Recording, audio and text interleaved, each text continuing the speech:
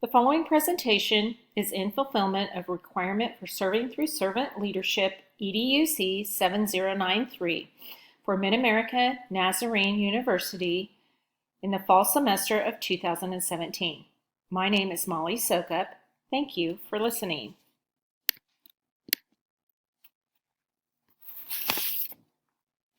The project I chose to do is a behavior management project for Boys and Girls Club. Why this project? Sunflower Elementary School is the academic home to approximately 500 students in grades kindergarten through 5th grade, from 8:35 a.m. until 3:50 p.m. Sunflower is also the home to Boys and Girls Club before and after school care. This program has approximately 120 students daily. Boys and Girls Club hours before school are from 7 to 8:20 a.m. and in the afternoon from 3:45 to 6 p.m. every weekday. Before school, students may eat breakfast and then play games in the cafeteria or gymnasium. Most of the enrollment of Boys and Girls Club members attend the after-school program. Students' schedules after school include snack, recess, power hour, which is a homework help, and a daily activity. Club members are separated by grade level and use classrooms as their home base. Often classrooms are left in disarray. Chairs and tables are rearranged, tabletops have glue, marker, or crayon residue, and floors are littered with snacks, crumbs, wood chips, mud, or paper scraps. Whiteboards containing important lesson information have often been erased, and sometimes school supplies have gone missing. In addition, the hallways are loud and students display behaviors not allowed during the school day, such as running in the halls, pushing and shoving, disrespectful attitudes toward teachers, kicking walls, and general unruliness. While this isn't all the time, it is often enough that some of the leaders for Boys and Girls Club have asked for help. The objectives of this project are to provide consistent discipline, empower Boys and Girls Club leaders with support and strategies for behavior management, create a less stressful and safer environment for both students and leaders, establish stability and maintain shared classrooms so that teachers may enter their rooms in the mornings without the added task of cleaning tabletops, locating missing items, and rearranging furniture. The behavior management program I plan to put in action is based on strategies researched and developed by Dr. Fred Jones. Dr. Jones has been a clinical psychologist, a faculty member of the University of Rochester and the University of Rochester Medical Center. Through his work with the Regional Board of Cooperative Educational Services in Rochester, Dr. Jones became interested in training teachers and has been doing so since 1978. He co-authored the book Tools for Teaching with his son Patrick Jones. Fred Jones is retired, but Patrick continues to offer trainings and workshops based on the principles outlined in the book Tools for Teaching, copyright 2007. According to Dr. Fred Jones, the best way to manage inappropriate behavior is to prevent inappropriate behavior. The first step in my action plan is for the Boys and Girls Club leader to create an anchor rules chart with students in the club. Students and leaders will discuss the consequences for breaking the rules and also the rewards for following the rules. Next, routines such as how to enter a room, how to line up, how to walk in the hallway, and how to ask leaders questions respectfully will be discussed and how they apply to the reward system. Third, routines will be practiced so that students are aware of what that looks like to follow the rules and also what it looks like not to follow the rules, so there will be no discussion of what following the rules appropriately looks like. Sunflower Elementary currently takes place in a CI3T behavior management program that goes by the acronym of BEST. B for be responsible, E for effort, S for show respect, and T for try. Students are rewarded with BEST bucks for best sunflower behavior in the cafeteria, at recess, in the hallways, or in their classrooms. This too will be continued in the Boys and Girls Club after-school program. Students will be able to earn best bucks for individual behavior and for group behavior.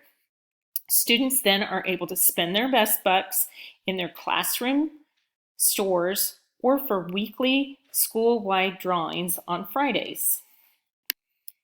In addition, a preferred activity time will be added to the behavior management program. Each day, students will receive 10 minutes of preferred activity time, which will include participating in a group game with their teacher. Students can earn more time with good behavior and by following directions, and conversely, they can lose time with inappropriate behavior. The teacher gives the students time, and the students decide how the time will be spent. Students learn to take responsibility for their actions by making choices about the use of time and their behavior, and then living with the consequences. One final step in the action plan is to have students and the leader decide on jobs for the students to do while they are in the after-school program. Jobs include table wipers, chair placement, line leader, jobs changer, equipment manager, and cleanup crew. This is a 3-week project that endeavors to teach Boys and Girls Club leaders behavior management strategies to implement during the Boys and Girls Club before and after school care programs. In addition, this project seeks to establish consistent discipline as well as a stable, safe, and less stressful environment for both students and Boys and Girls Club leaders. Respect for leaders and other students in team-building atmosphere will be emphasized. The time frame for this project is 3 weeks. The first week was November 27th through December 1st, and during this time, rules were created, jobs assigned, and routines established. During the second and third weeks, routines will continue to be practiced, and changes will be made based on leader feedback and student behavior. Problems that have arisen during implementation in the first week have been that students leave at different times in the after-school care. Some of the kids are not being able to participate in the PAT time as they are going to power hour or they have left early. This does not motivate students to participate in the PAT time and earn more time, thus affecting the behavior management plan.